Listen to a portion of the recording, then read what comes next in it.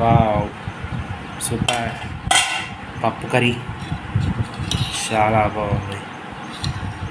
Super super స్పైసీగా చాలా బాగుంది. ఈ పప్పు కర్రీని రైస్లో తీసుకొని చక్కగా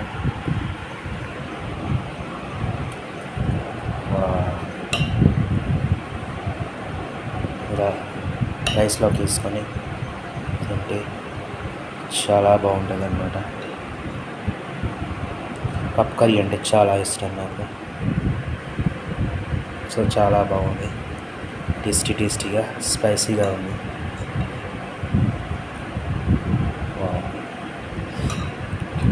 టేస్టీ అయితే